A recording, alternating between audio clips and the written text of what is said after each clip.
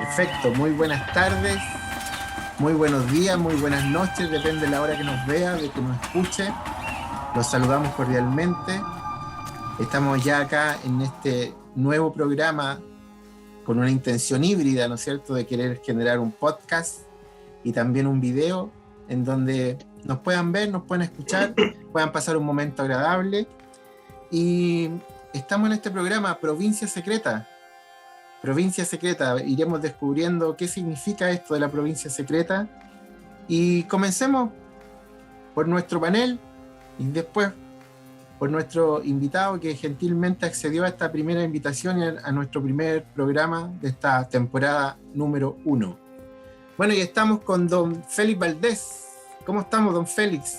Bien, muy bien, señor Marcos Rojas Vicencio.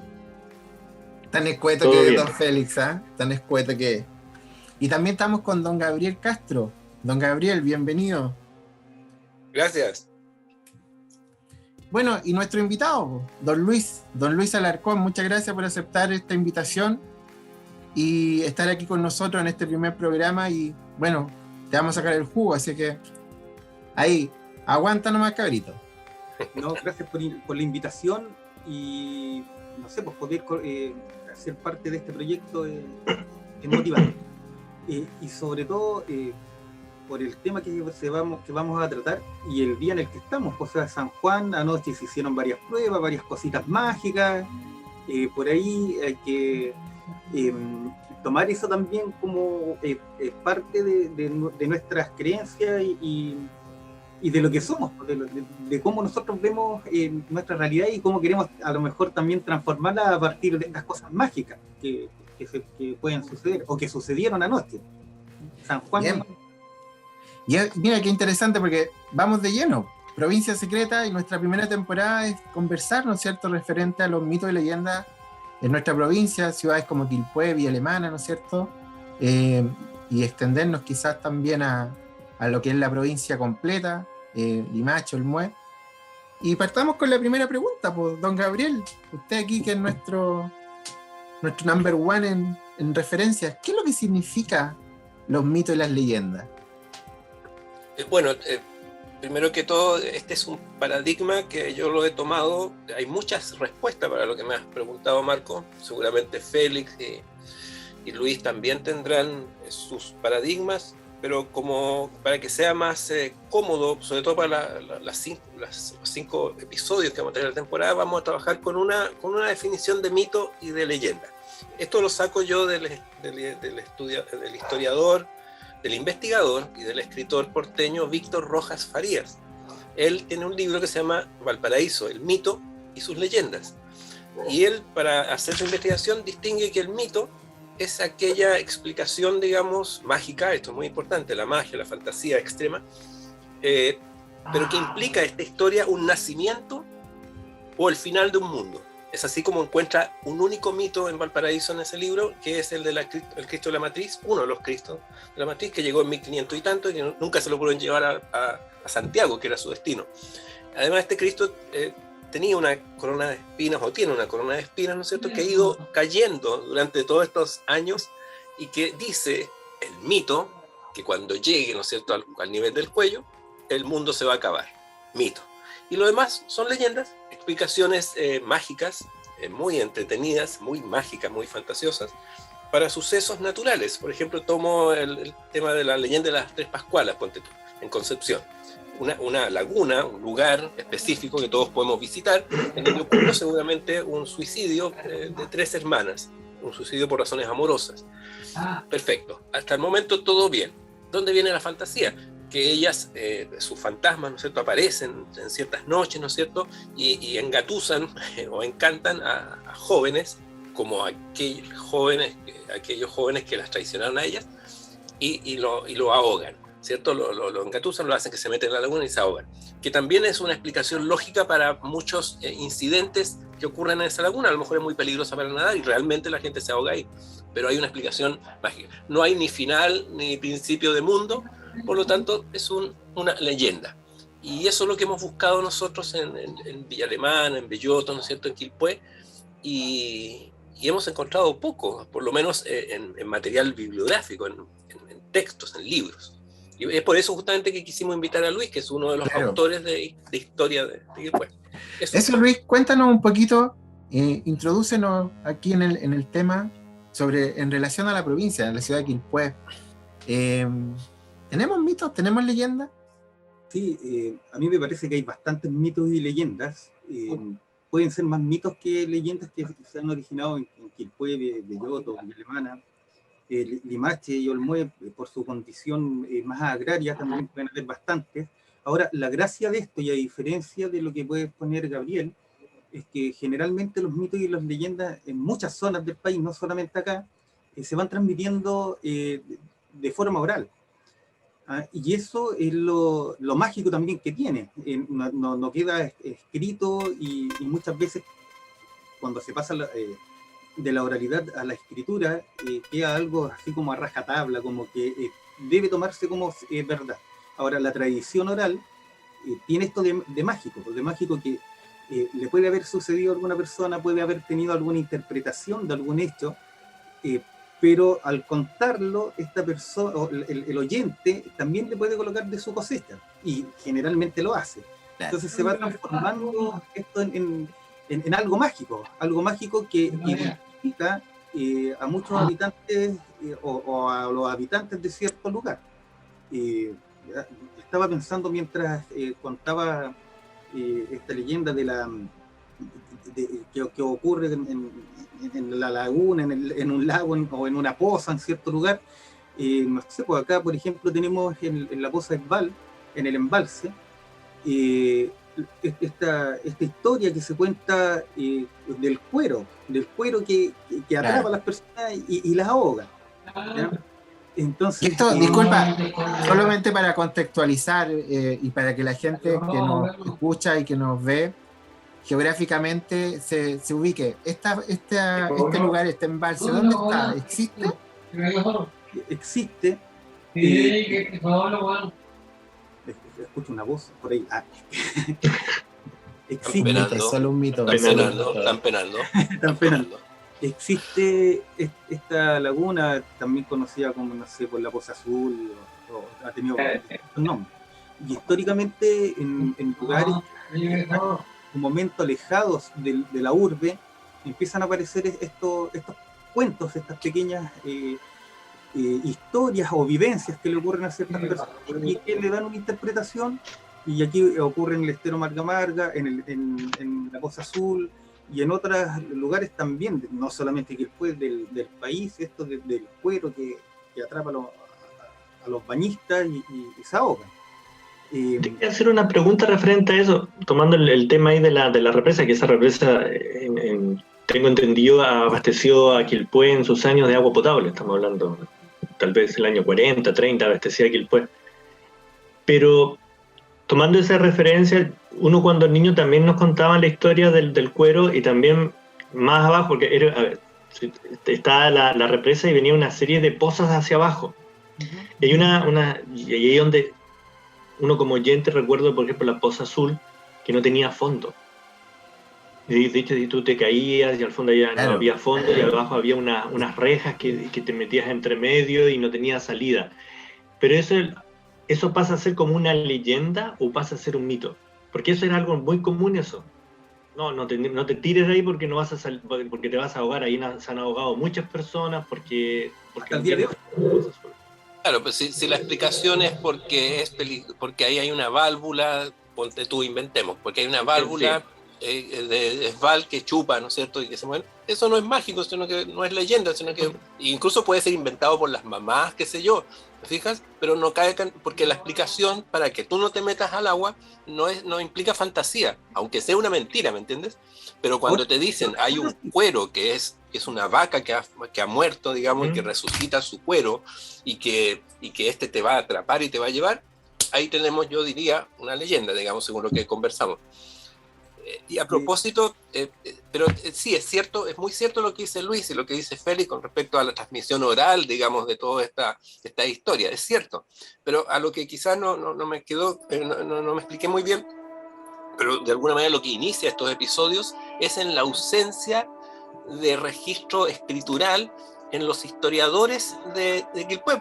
Los nombré, Claro. creo, el López Azcárate en su libro, ¿no es cierto? El Roberto Troncoso también en su libro. Roberto Troncoso, ¿cierto? ¿Se llama el señor? Sí. Y tenemos a un autor también, o coautor, ¿no es cierto?, del maravilloso libro Pasas por Quilpué. Pero es interesante porque claramente no es un descuido, sino que es como una manera de soslayar, digamos. Y por eso también te invitamos, Luis, que como que curiosamente no solo ustedes, sino que en general los historiadores de Quilpué, salvo uno, que como que soslayan, no las mencionan, digamos, siendo que es cierto. ¿Por qué pasará eso, no? Bueno, primero porque la historia se interpreta en función, tiene una función de interpretarla a partir de qué es lo que se quiere transmitir o cómo se quiere dar a conocer ciertos sucesos. Ahora, lo mágico de esto es que la misma historia, esta historia que tiene una metodología científica de investigación, se cruzan con cosas o con hechos que pasan a ser parte del mito. En mi caso, por ejemplo, que he investigado bastante los lavaderos de oro, uno se puede encontrar que hay un hecho concreto histórico, que son los lavaderos de oro, que se sacó oro, que ocuparon ciertas herramientas, pero por ejemplo siempre el que sacó medio kilo de oro o un kilo de oro siempre fue el otro, nunca fui yo. Entonces ahí se genera un mito porque uno entrevista a los oreros del Marga Marga, por ejemplo, en este caso, y dice, no, por ponerte un ejemplo, el Willy sacó medio kilo de oro. Uno va a conversar con el Willy y dice, no, si al lado mío tal persona sacó 1,5 kilos de oro. ¿Ah? Siempre fue el otro. Y está como esta idea mágica de que abunda el oro. Pero la historia se va entrelazando con estas cosas mágicas, y eso es lo bonito también de poder darlo a conocer. Oye, pero por ejemplo, considerando lo que plantea Gabriel en relación a la intención, ¿no es cierto?, de querer generar este registro del relato, ¿no es cierto?, oral que tú planteabas recién, Luis. Yo escuchaba a Valdés también en relación a lo que él contaba como ejemplo, y claro, a la mente, desde el oral, desde el relato, ¿no es cierto?, que uno con el tiempo va escuchando, tenemos que, no sé, porque estamos viviendo en unas ciudades que estamos sobre cuarzo, que somos una cosa energética, y de ahí nos vamos vinculando, ¿no es cierto?, a toda esta narración que podríamos perfectamente sacar. Imagínate, pues si el relato cambia del boca a boca, imagínate la tremenda historia que podríamos tener. Gabriel nos compartió hace poco una película de Coyihuay, que sería interesante también que pudiésemos conversar un poquito de ella. Pero por ejemplo, en relación al registro, es interesante eso. Técnicamente, o sea, al callo, ¿cuántos registros ustedes conocen de mito y leyenda en Quilpué, por ejemplo? Gabriel. Bueno, justamente gracias a la colaboración de Guillermo Dronemeyer Cisterna, hijo de Guillermo Dronemeyer Zamorano, ¿cierto? Un educador, una persona muy importante de la primera mitad del siglo XX y pasando incluso casi para la segunda mitad. Gracias a él, a su hijo, que conserva su biblioteca, después le podemos pedir a Guillermo, digamos, que nos autorice a hacer circular esa historia del Belloto de 1945. Es relativamente conocida o poco conocida. Óscar Salas Vargas la escribió. La estuve revisando rápidamente y debe ser, que yo conozca, uno de los pocos, quizás uno de los pocos que así, incluso así como a la pasada, habla de lo que consideraría dos leyendas, ¿sí? Pero no hay otro material escrito que yo conozca, aparte de lo que justamente tú mencionas, que en realidad es un documental, ¿cierto? Una película en que unas personas hace un par de años, súper bien, con los habitantes de Coyihuay, les pidieron que revivieran leyendas, y no sé si hay mitos, leyendas de Coyihuay, súper bien. Pero aparte de eso, que yo sepa, nada. Entonces es interesante lo que estamos haciendo ahora, porque de alguna manera estamos fijando registrando la existencia, porque existen, claramente, lo que cuenta Luis, lo que cuenta Félix, ¿no es cierto? Definitivamente son material. No es que no hayan, las hay, pero no Claro. sé. Y que tienen bastante en común, porque, por ejemplo, esto del güiro, ¿no es cierto? Este que te atrapa, el agua que te atrapa, también es algo que se habla mucho, por ejemplo, en Forestal, cuando existía el tranque de Forestal. No te metas al tranque de Forestal, seguramente a lo mejor una mamá, como decían recién algunos de ustedes, dice, no, dile que no se meta porque hay un monstruo ahí adentro. Pero es interesante cómo estos registros, ¿no es cierto? Partiendo desde la gente común, o sea, a lo mejor con la intención de querer asustar a alguien o algo. No sé, me acuerdo la leyenda, o Gabriel, ayúdame tú, que sería del Casillero del Diablo, ¿no es cierto? En este vino que Claro, si no implica acabose del mundo o inicio del mundo, es una leyenda. Claro, Pero ¿viste? yo diría también, bueno, hablando de registros, yo conozco ninguno. O sea, yo lo único que es lo que leí en una oportunidad, Pasas por Quilpué, que es el único registro yo personalmente que... Yo de historias sí, yo me crié en Quilpué, o sea, nací en Viña, pero llegué a Quilpué a los 2 años y de ahí no me he ido acá de Quilpué, son un par de años, pero toda mi vida, como te digo, he escuchado historias diferentes. Tú recién Luis hablaba sobre bueno, Quilpué ha tenido muchos trasfondos. Quilpué fue la California, porque aquí el oro, venían pero familias enteras de oro, fue la California.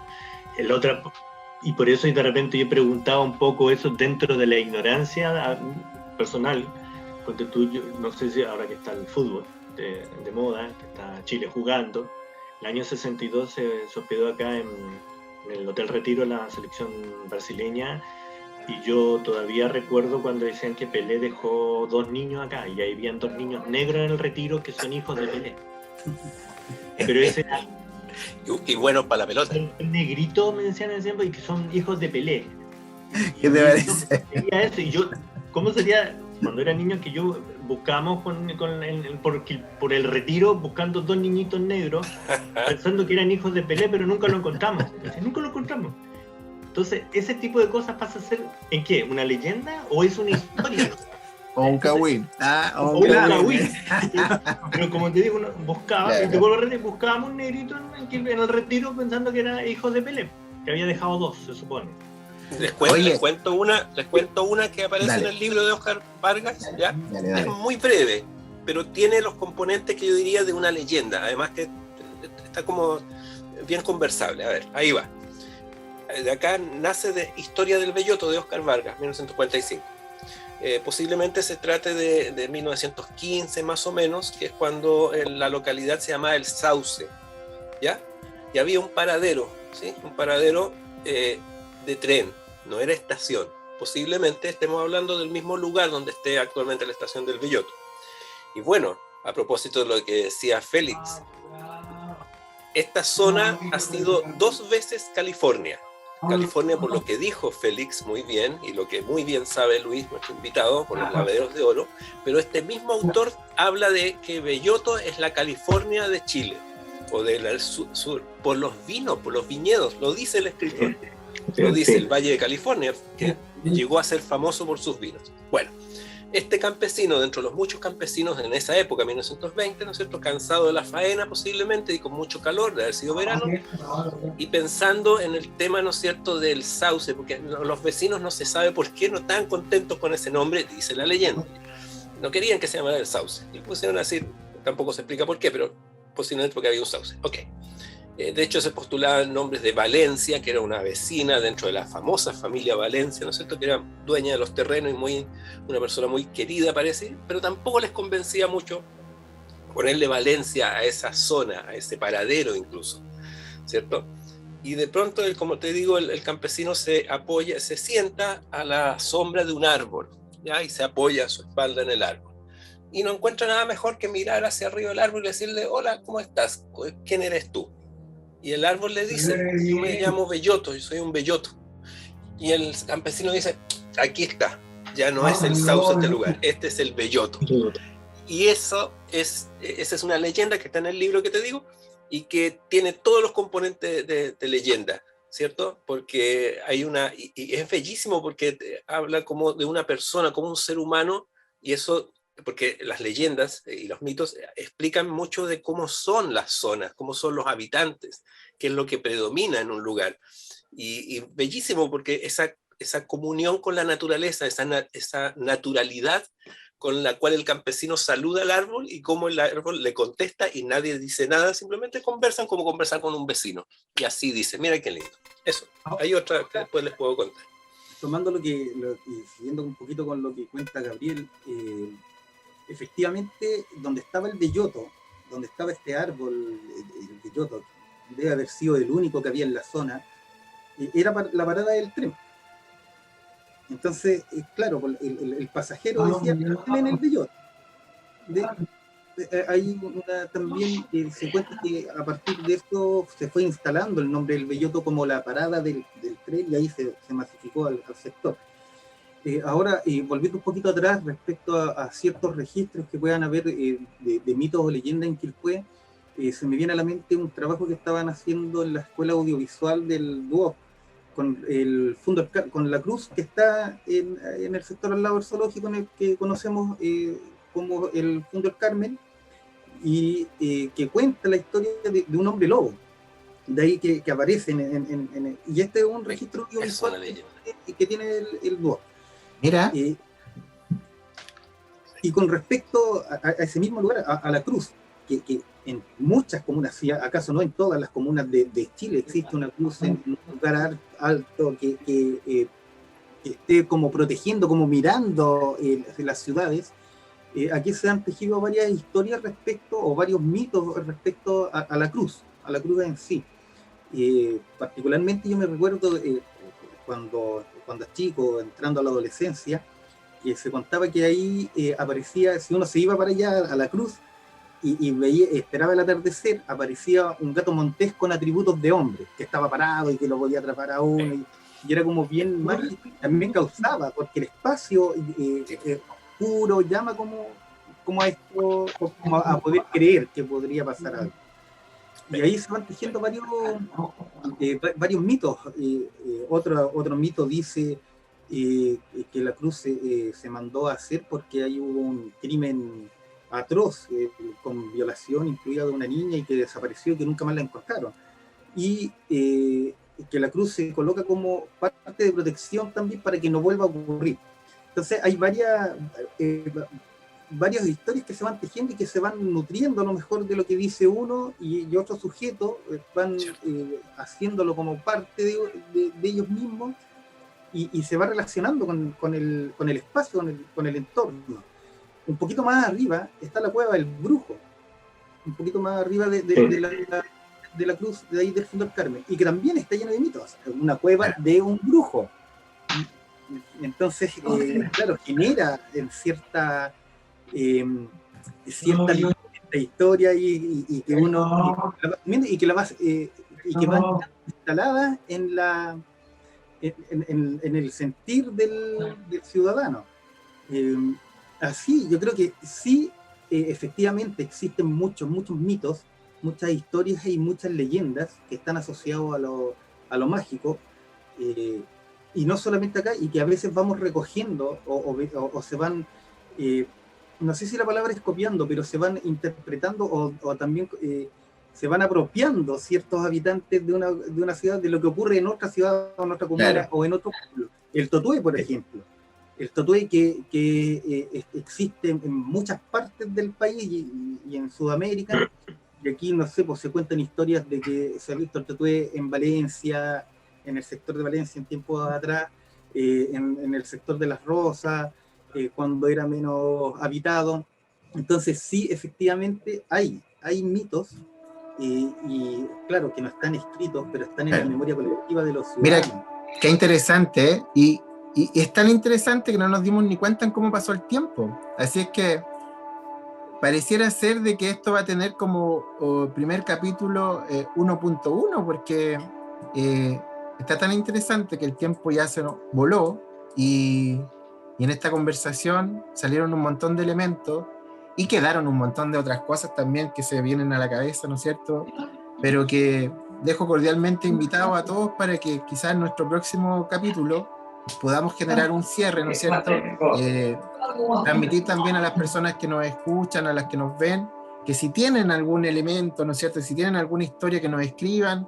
Ahí vamos a dejar puesto algún correo electrónico en la parte de los comentarios donde publiquemos a través de redes sociales, puedan compartir con nosotros. Así es que, muchachos, les agradezco estos minutos, ¿no es cierto? Muchas gracias, Luis, por acompañarnos.